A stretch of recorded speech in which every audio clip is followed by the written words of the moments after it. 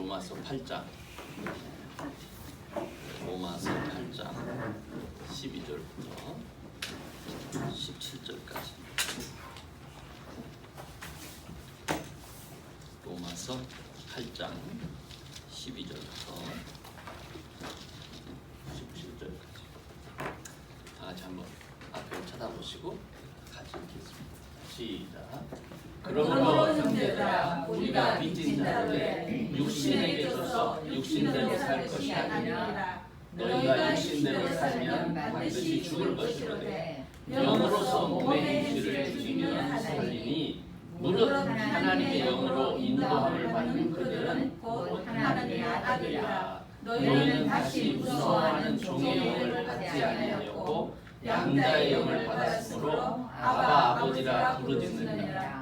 성령이 친히 우리 영으로 더불어 우리가 하나님의 자녀인 것을 증거하시나니 자녀이면 또한 후사 곧 하나님의 후사요 그리스도와 함께한 후사니 우리가 그와 함께 영광을 받기 위하여 고난도 함께 받아야 될 것이니라.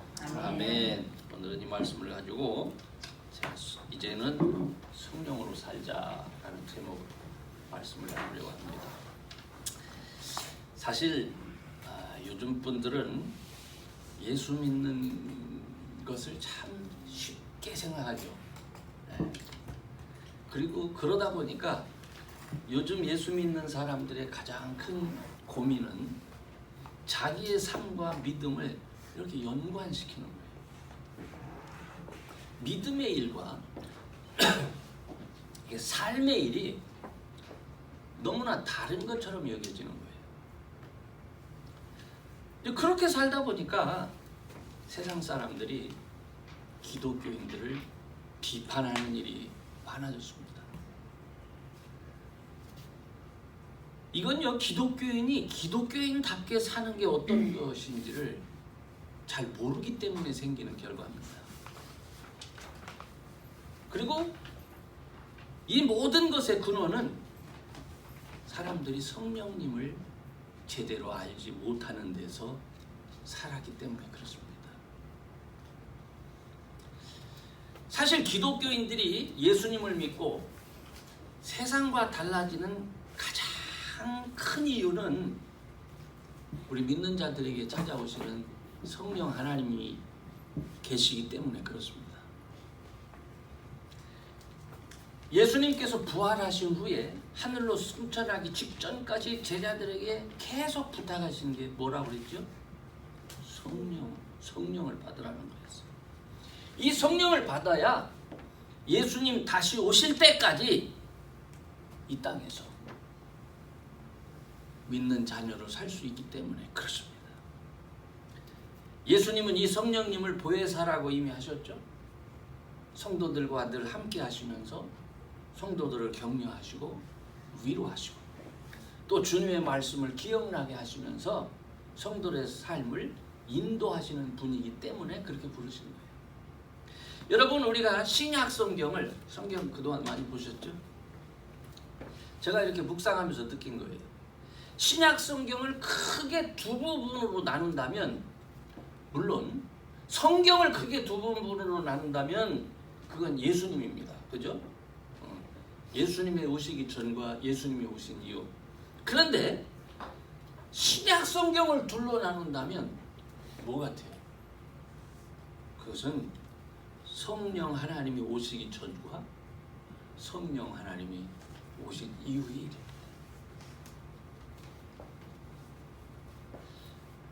그러니까 한 부분은 예수님에 대한 말씀이고 또 한 부분은 예수님을 대신해서 오신 성령 하나님과 그를 믿는 성도들이 예수님 다시 오실 때까지 어떻게 성령 안에서 지금 살고 있는가 하는 것을 말씀하는 거예요. 그렇기 때문에 우리가 예수님을 믿는다고 하면서 성령 하나님에 대해서 모르고 성령 하나님의 일하심을 잘 알지 못하면 바른 신앙생활을 할 수가 없는 거예요. 오늘날 많은 교회와 성도들의 신앙이 왜 세상 사람들에게 비웃음을 당하는 무능력한 상태에 이르게 됐을까? 그걸 한번 가끔 자문해 봅니다. 여러분 사도행전에는요 예수님의 부활을 목격하고 만났으면서도 여전히 숨고 두려워하고 피해 다니는 제자들을 봅니다. 그런데 그들이 성령을 받고 나서 갑자기 그들의 태도가 달라집니다. 우리는 그 놀라운 변화가요 이 제자들의 의지로 그렇게 된 게 아님을 알고 있습니다. 성경에서는 이미 찾아오신 성령께서 그들을 그렇게 변하게 하셨어요. 그들을 그렇게 일하게 하셨어요. 그렇기 때문에 마치 세상 사람들이 볼 때 그 모습은 술 취한 사람들 같았어요. 오늘 저는 우리들의 신앙생활 속에서 바로 이런 담대함이 회복되어져가지고 어떻게 하면 그리스도인다운 삶을 살 수 있을까 하는 그것을 본문을 중심으로 한번 말씀드리려고 합니다. 그리스도인으로서 가질 수 있는 담대함, 그거는요 믿는 자로서 살아가는 삶의 방식을 말합니다. 예수님이 나의 유일하신 구원자이다 하는 것을 날마다 생활 속에서 고백하는 것, 이게 그리스도인다운 삶이죠. 그런데 예수님을 나의 유일하신 자라고 어떻게 고백합니까? 조금 상스러운 말로 주둥이로만 예수님은 나의 구원자라고 이렇게 고백하는 게 그게 고백입니까? 우리는 그렇게 많은 분들이 알고 있어요. 예수님을 나의 유일하신 구원자라고 고백하는 것은 말이 아니라 성령을 따라 사는 삶으로 말하는 거예요. 내 삶으로 그렇게 고백하는 겁니다. 여러분 기독교 역사에서 성도의 삶에 가장 큰 변화를 가져온 사건이 뭐죠? 당연히 기독교 역사라고 하니까 좀 표현하는데 역사에서 우리 믿는 자들의 삶 속에 하나님을 아는 자들의 삶 속에 가장 큰 변화를 가져온 사건은 당연히 예수님이 오신 사건입니다. 사단과 마귀가 가장 놀라서 흥분한 일입니다. 예수님의 오심, 예수님의 죽으심, 그리고 이 부활은요, 야 이제 우리 때가 다 됐다. 이 마귀가 그걸 깨닫게 되는 사건입니다. 그렇기 때문에 예수님의 공생애를 쭉 살펴보면요 수많은 귀신들이 등장합니다. 여러분 우리가 구약 성경을 쭉 읽다 보면 귀신들이 몇 번 구약 성경에서 여러분이 만날 수 있습니까? 구약 성경에서 뭐 얼핏 생각나는 게 사울 왕이 엔돌에 가가지고 신접한 여인을 만난다든지 아니면 출애굽기에서 하나님께서 점치는 자 그런 사람들을 접하는 자는 반드시 죽여야 된다 그런 말씀 정도로만 알고 있죠. 귀신의 역사가 별로 안 나와요.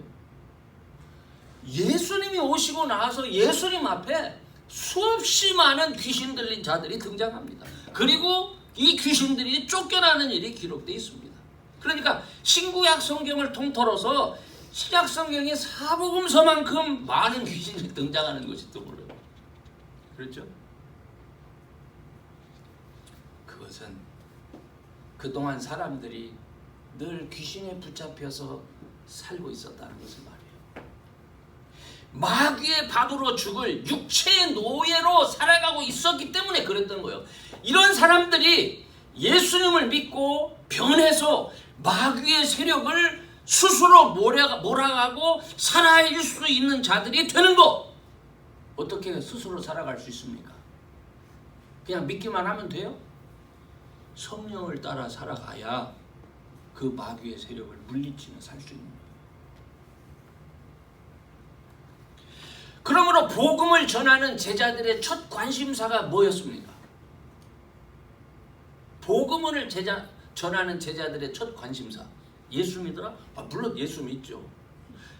예수 믿고 난 다음에 그들이 제일 관심 갖는 것은 그들이 믿을 때 성령을 받았느냐 이거였어요. 사도행전 8장 4절에 보면 사마리아 사람들이 빌립의 전도를 받고 예수님을 영접했다는 소식을 듣죠. 그리고 나서 이 소식을 듣고 이 일을 확인하기 위해서 베드로와 요한이 사마리아 성을 방문합니다. 그리고 이 사람들을 위해서 기도를 하죠.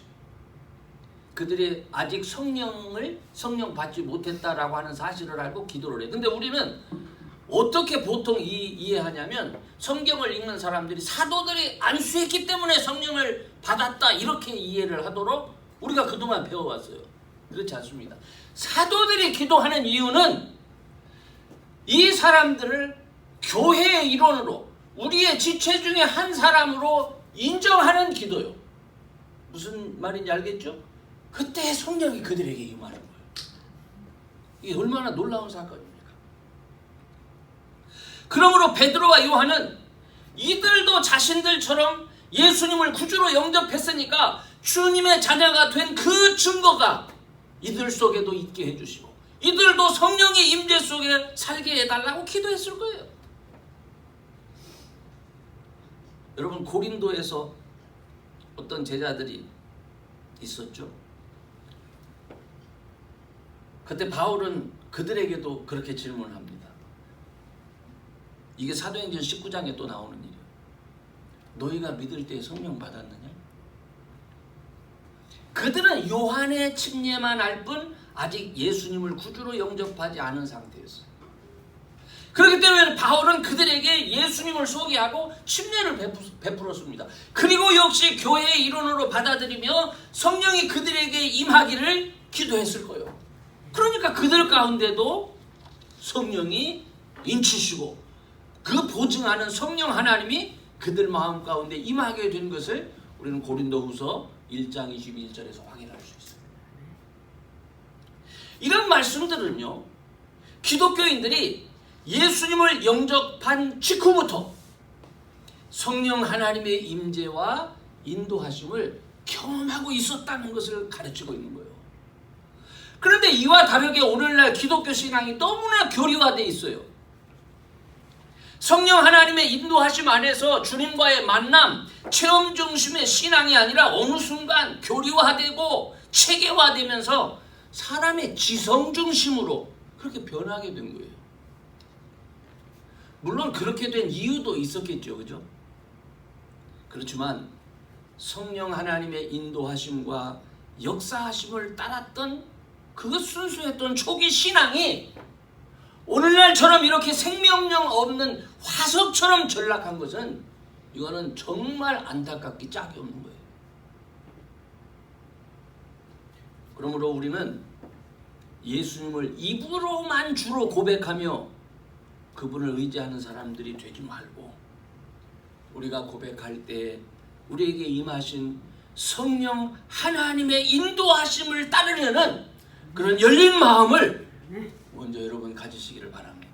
아멘. 그래서 본문 14절에서 하나님의 영으로 인도함을 받는 그들은 하나님의 아들이라고 말씀하시는 것처럼 성령 하나님의 인도하심을 받는 자녀가 되어야 되는 거예요. 그 다음에 두 번째로는 그러려면 어떻게 해? 육신대로 살면 안 돼요. 오늘날 우리는요, 육신대로 사는데 이미 아주 익숙해져 있어요. 아니, 평생을 그렇게 살았어요. 지금까지 그렇게 살았어요. 믿는다고 하면서도 육신대로 산다니까요. 지난주에 우리는 오라 난 곤고한 자로다 라는 말씀을 나누면서 우리 육신을 가진 사람의 내면적인 어떤 갈등을 우리가 한번 생각해 봤습니다. 예수님을 영접했음에도 불구하고 우리가 육체를 가진 이상 이 육체 이끌림에 의해서 원치 않는 악을 행하고 쓰러지는 자신을 발견합니다. 그죠? 근데 이것이 당연한 것처럼 생각되면 안 돼요, 여러분. 이것 때문에 사도 바울은 오라 나는 곤고한 자로다. 이 사망의 몸에서 누가 나를 건져내라. 이게 통탄하잖아요. 그죠? 그러면서 그 쓰러진 그 자리에서 누구를 발견했다고요? 예수님을 발견합니다. 이런 나를 예수님이 나를 구원하셨구나. 그리고 그렇게 쓰러져 죽는 것이 아니라 그런 자신을 다시 세우기 위해서 예수님께서 부활해 주셨구나. 하나님께서 예수님을 다시 살리셨구나. 그게 너무 감격스러워 감사한 거예요. 그렇기 때문에 이런 갈등 속에 살면서도 주님의 날에는 내가 온전한 승리자가 될 수 있도록 그렇게 계획하신 주님의 은혜를 생각하는 거예요. 그러면서 내가 이제는 육체 가운데 살지만 내 마음속에는 늘 주님 앞에 빚진 자의 마음을 가지고 살아야 되겠다. 이 생각을 한 거예요. 빚진 자의 마음. 오늘 이 본문 속에 빚진 자라는 표현이 있지 않습니까? 이건요, 바울이 아주 신중하게 선택한 그런 용어입니다.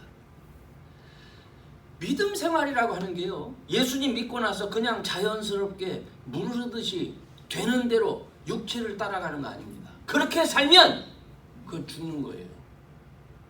육체를 따라 사는 삶은 죽음입니다.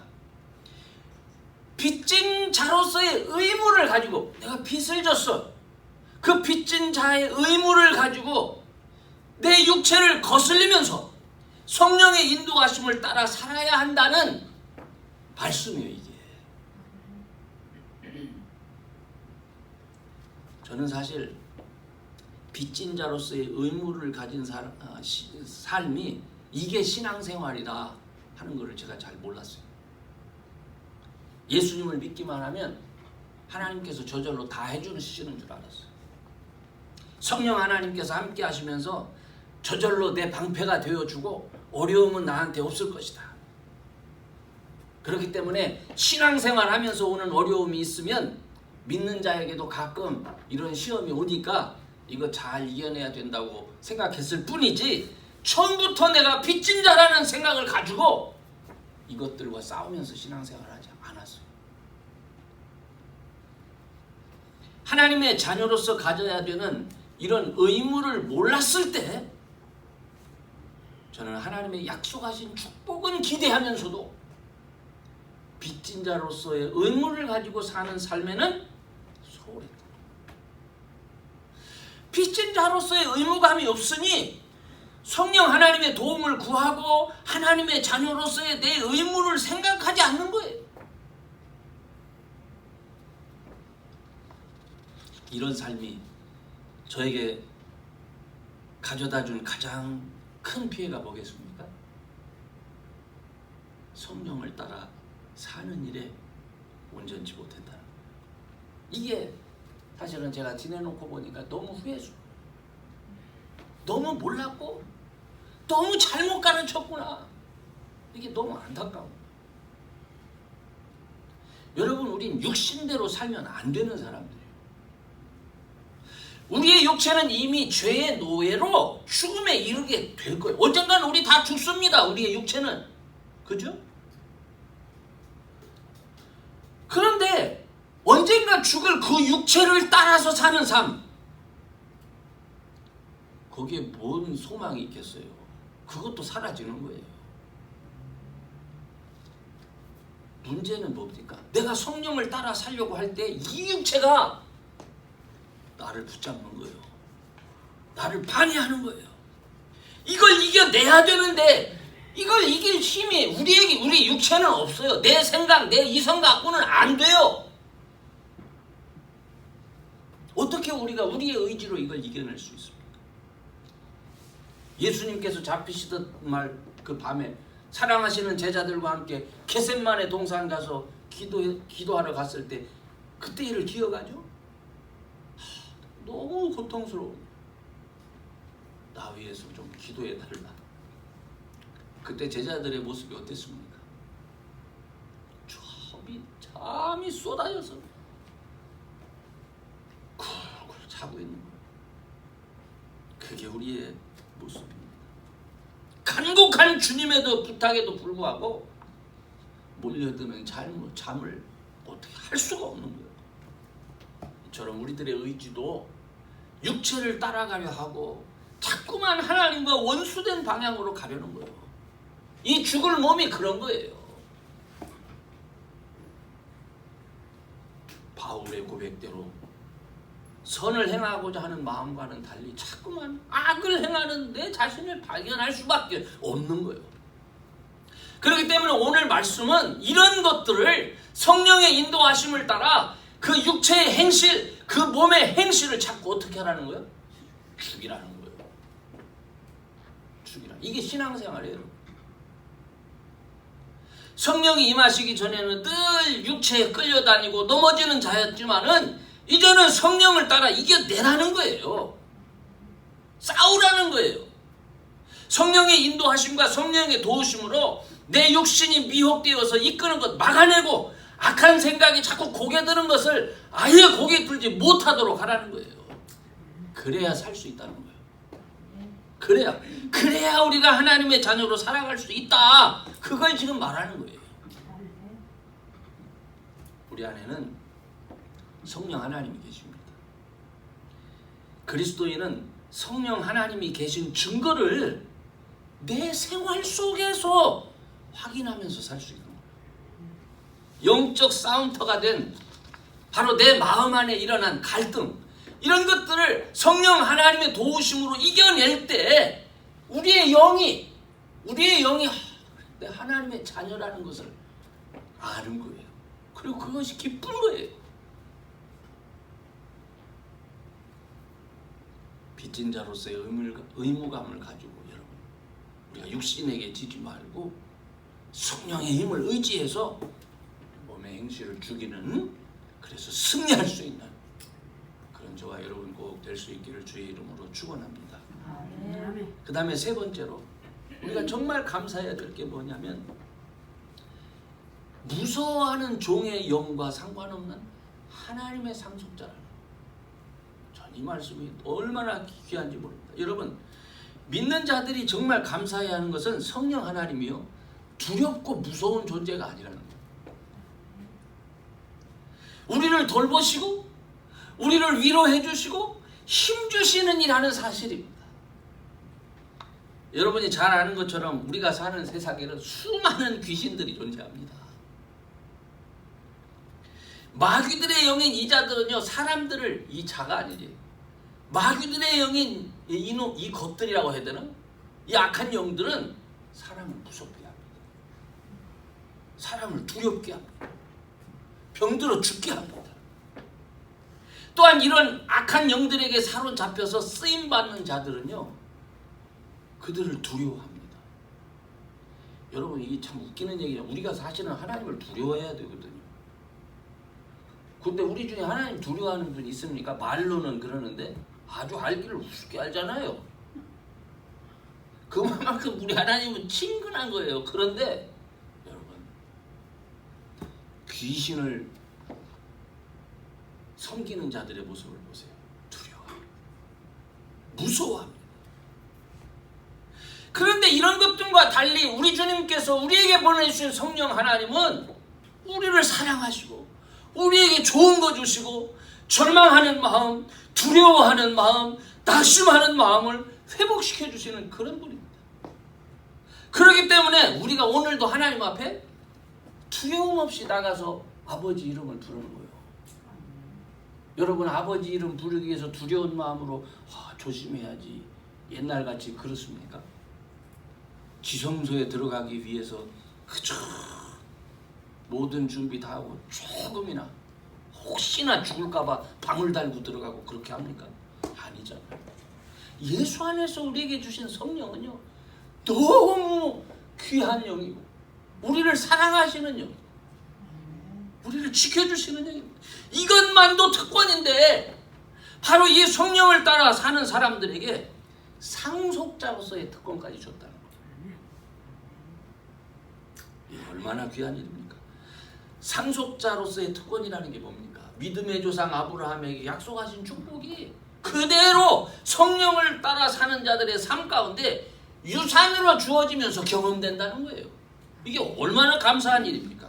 아브라함에게 주어진 유산이 뭡니까? 너 축복하는 자 축복하고 네가 저주하는 자 너 저주받는 거야. 약속으로부터 시작해서 이 땅에 세워지는 하나님 나라의 백성들에게 주어지는 모든 약속들이, 그죠?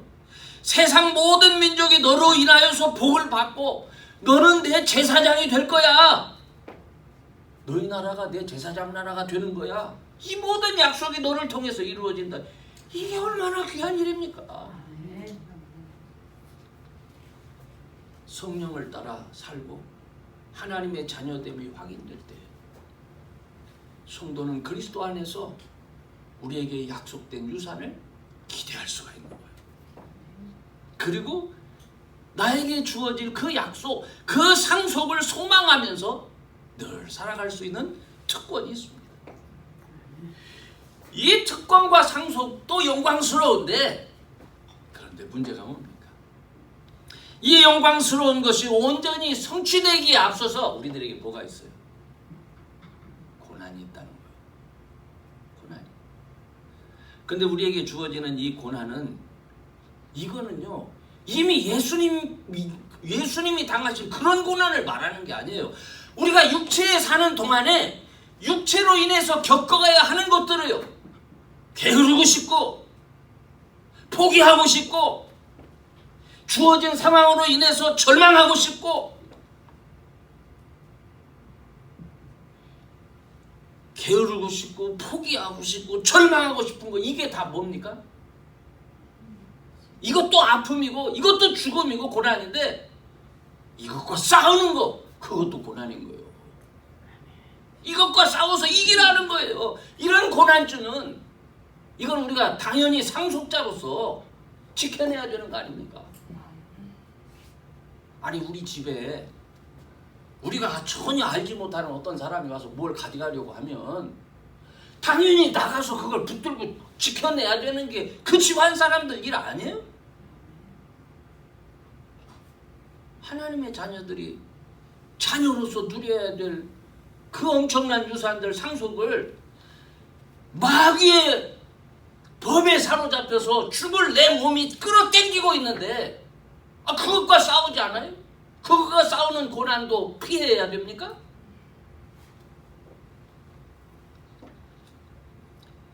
육체와의 싸움이 고난입니다.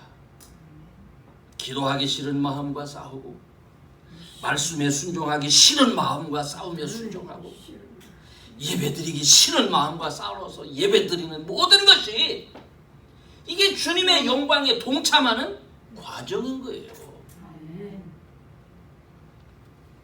이 과정이 하나님 나라를 상속받은 자들이 감당해야 될 책임인 겁니다. 그렇기 때문에 상속자는 성령을 따라 살고 성령의 인도하심을 따라서 나에게 주어진 하나님 나라의 유산을 지킬 수 있어야 돼요. 왜 하나님 나에게 주신 유산을 왜 뺏깁니까? 왜 그 축복을 뺏깁니까? 근데 마귀는 이걸 뺏어가기 위해서 때때로 나를 막 화나게 합니다. 예수님과 상관없는 사람처럼 만들어버립니다. 나를 분이 나게 합니다. 그래서 사람을 막 저주하게 합니다. 예수님은 이 상속권을 회복시켜 주시기 위해서 십자가에 죽으셨어요. 이 회복의 과정에서 일어나는 갈등이 얼마나 심한지 바울은 이것을 영적 싸움이라고 말하고 있어요. 우리는 예수님으로 인해서 하나님의 자녀가 된 사람들이에요. 하나님 나라의 상속자가 된 사람들이에요. 이 엄청난 특권과 이 축복을 빼앗기지 않도록 지금도 우리에게 오셔서 지키고 계시는 성령 하나님이 계셔요. 이 성령 하나님의 세미한 음성, 성령 하나님의 역사, 이거를 무시하지 않기를 바랍니다. 이 무지한 사람을 깨닫기 위해서 별의별 방법으로 사실은 성령님이 여러분에게 말씀하고 있습니다.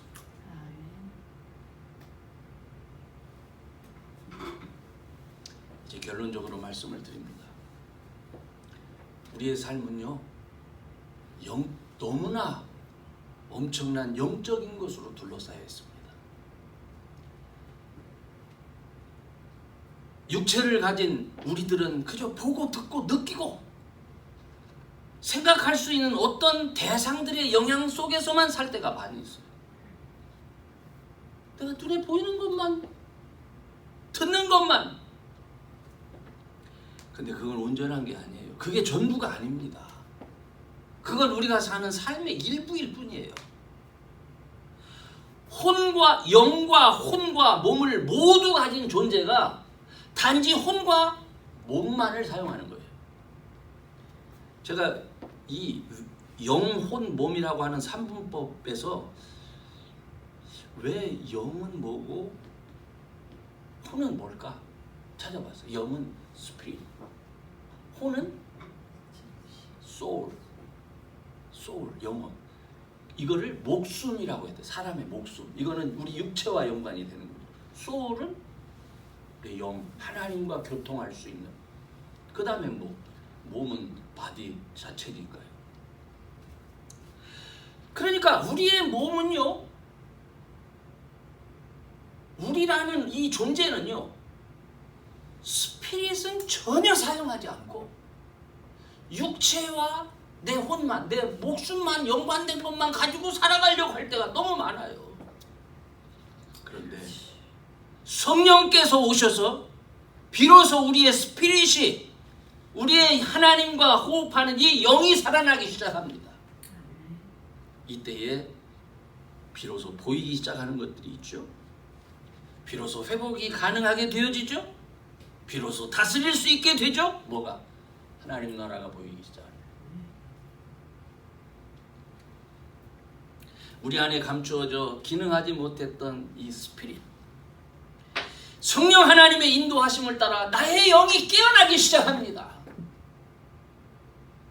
처음엔 몸과 혼, 즉 목숨을 다하고 힘을 다해서란 표현처럼 이 둘로만 반응했지만 이제 점차 회복되어지는 이 스피릿, 영으로 온전케 되어져서 영과 혼과 몸으로 그 인도하심을 따르게 될 때 우리의 삶에 기쁨이 되고 감격이 되는 거예요. 그게. 성도는 예수 안에서 영원한 생명을 얻은 사람입니다. 이 생명은 지금 우리 삶 안에서 그 능력을 보여줍니다. 여전히. 여러분이 성령을 따라 살아갈 때에 우리의 영이 깨어나면서 치유되고 회복되고 강건케 되는 능력을 보여줍니다. 다시 살아나는 증거를 보여줍니다.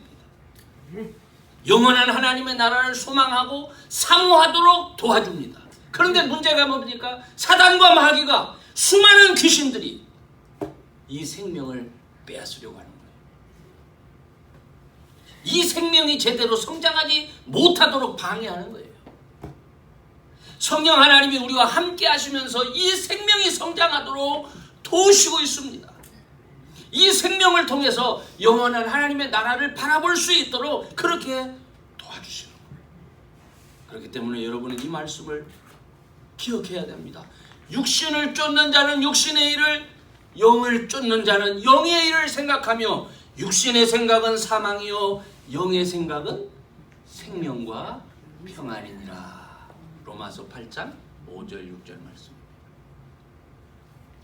여러분, 더 이상 육신에 속해서 육신의 일 생각하고 그래서 날마다 죽어가는 삶이 아니고 이제 예수님 믿음으로 말미암아 우리 마음 가운데 오신 성령 하나님의 인도하심을 따라 살면서 치유와 회복을 경험하고 점점 성장하는 이 생명의 능력을 확인하면서 하나님께서 주시는 참 평안을 누리는 그런 저와 여러분 꼭 될 수 있기를 주의 이름으로 축원합니다.